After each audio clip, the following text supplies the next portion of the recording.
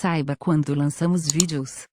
Se inscreva grátis e clique no sino. E aí, torcida tricolor? Ótima forma de começar a semana, hein? Campeões do primeiro turno, por mais que seja algo simbólico, a gente sabe, nós São Paulinos sabemos da importância dessa conquista, né? Então, começar esse vídeo parabenizando todo mundo. Jogadores, o Aguirre, toda a comissão técnica, a diretoria, e principalmente os torcedores, né? Porque só a gente sabe como os últimos anos foram sofridos e, enfim, é muito bom ver o São Paulo de novo nesse caminho. Claro que, como todo mundo já falou, não tem nada ganho ainda, mas o caminho está correto. São Paulo é um dos favoritos ao título do Campeonato Brasileiro de 2018, com muita justiça, né? Então eu vou até, antes de falar especificamente do jogo contra a Chapecoense, ler algumas coisas aqui para vocês. Então o São Paulo tem 41 pontos, é o líder do Campeonato Brasileiro, campeão do primeiro turno, melhor campanha da história do clube, nesse formato, né, de campeonato em pontos corridos, Campeonato Brasileiro em pontos corridos. Tem o segundo melhor ataque, né, fez 32 gols, perde só do Atlético Mineiro que fez 36, 3 ontem, né, o Atlético Mineiro fez em cima do Botafogo. É o time que mais venceu, o São Paulo, 12 vitórias. E o time que menos perdeu, só 2, né? As 2 fora de casa, que o São Paulo está invicto no Morumbi.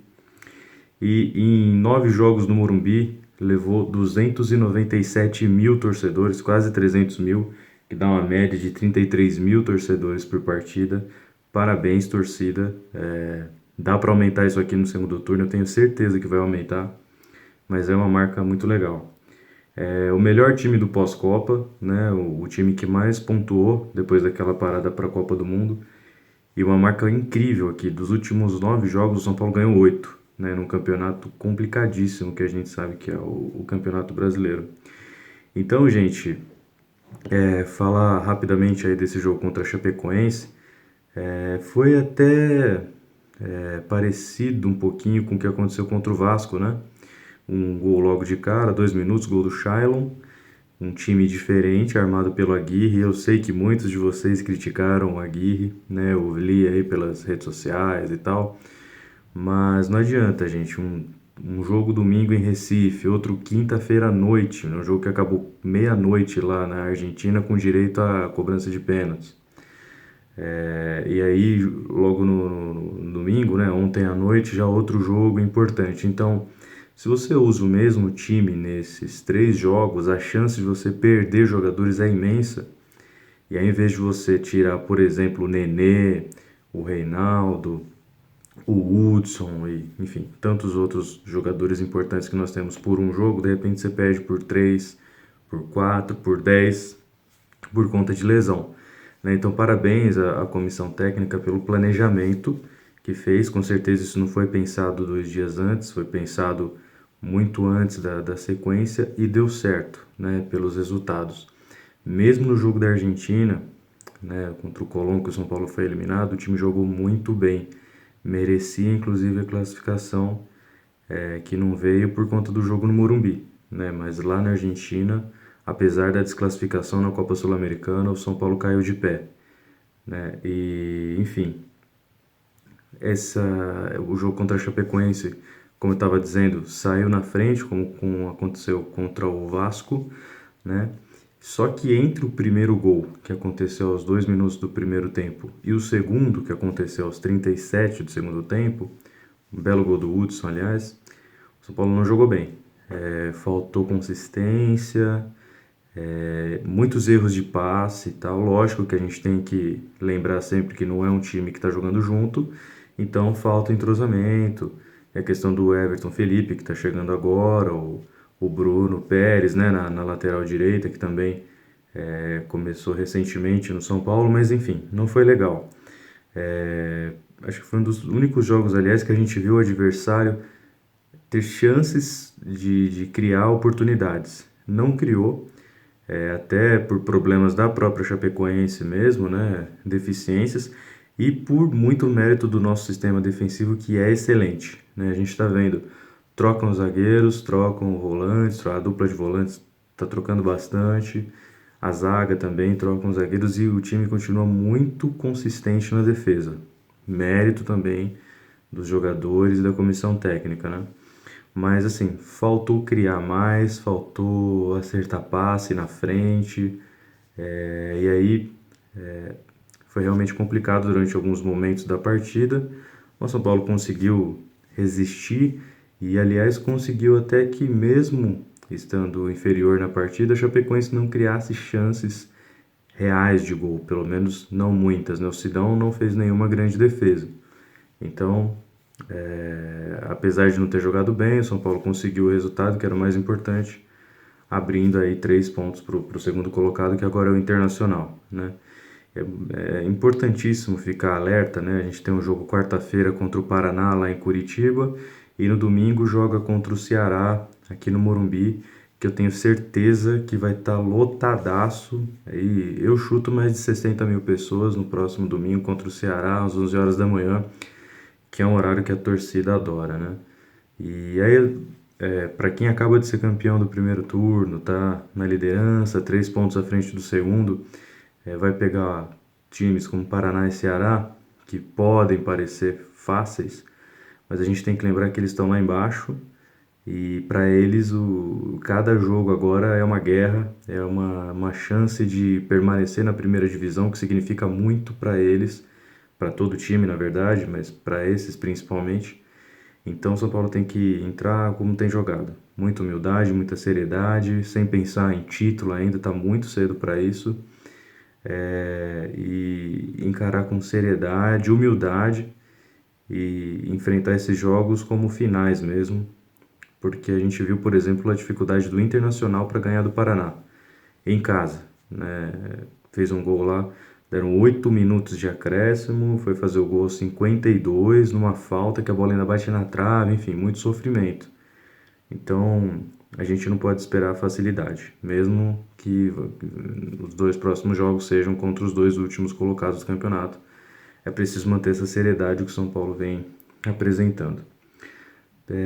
Pessoal, então, seguindo aí as recomendações que eu faço toda semana para vocês, ganhar o primeiro turno significa ganhar o troféu Osmar Santos, tá? Que é um troféu criado e que vai ser entregue pelo jornal Lance para o São Paulo nos próximos dias, né? E aí, eu queria falar um pouquinho sobre quem é Osmar Santos.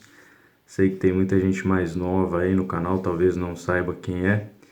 E a minha recomendação dessa semana é justamente uma narração histórica do Osmar Santos, que é no gol do Raí, na final do Mundial de 92 contra o Barcelona. Golaço de falta do Raí, e essa é certamente uma das narrações mais marcantes da história do Osmar Santos. Osmar Santos, gente, para quem não sabe, foi um dos grandes narradores da história do Brasil, tá?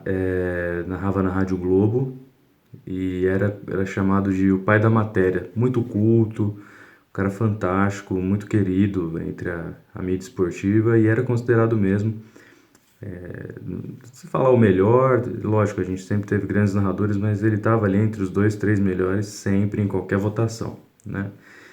E eu vou deixar aqui, viu, editor? Coloca aqui, ó, a narração dele no final do Mundial de 1992, lá no Japão, gol de falta do Raí, que selou, que marcou o primeiro título mundial de São Paulo. Dá uma olhada.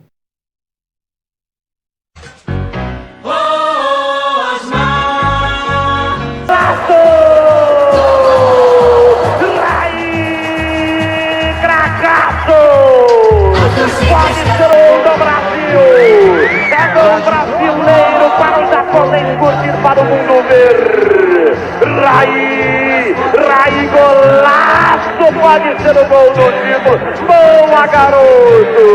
Foi lá que ela gosta, Massazinho ego da galera! Massazinho ego da galera! 2-1, São Paulo, 2-1, Tricolor, 2-1! São Paulo agora tem que usar tudo para segurar lá atrás!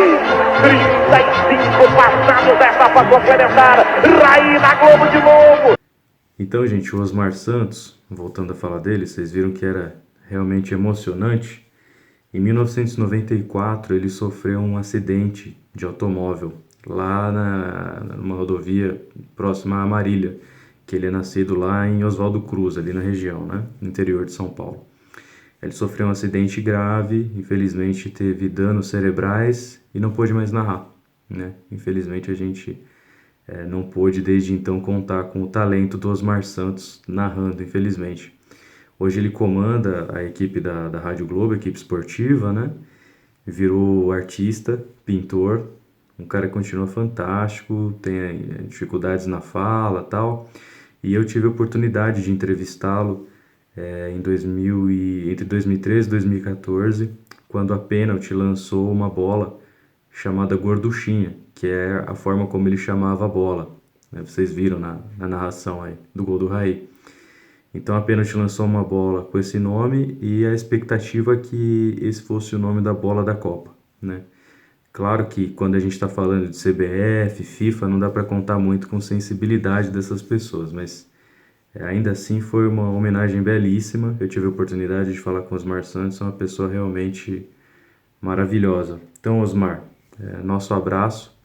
Essa conquista do São Paulo, do primeiro turno, é lógico que não é um título, mas é muito honroso saber que o São Paulo, pela terceira vez, né, vai contar lá na extensa sala de troféus com o troféu Osmar Santos. Meu abraço, não só meu, mas de toda a arquibancada tricolor e da torcida São Paulina que vive esse momento de muita alegria. Beleza, gente? Então, espero vocês aí. Obrigado pelos comentários. Continuem compartilhando. Quem tiver dúvida, pergunta, manda pra gente aí nos comentários. Eu vou respondendo durante a semana. Não esquece também de seguir o Arquibancada Tricolor em todas as redes sociais, compartilhar nossos vídeos, conversar com a gente. Tamo junto, pessoal. Vamos com tudo agora para esse segundo turno. Quem sabe levantar o nosso 7º troféu de Campeonato Brasileiro. Seria maravilhoso e mais do que merecido. Beleza, gente? Até semana que vem. Abraço. Gostou? Veja outros vídeos e assine o canal.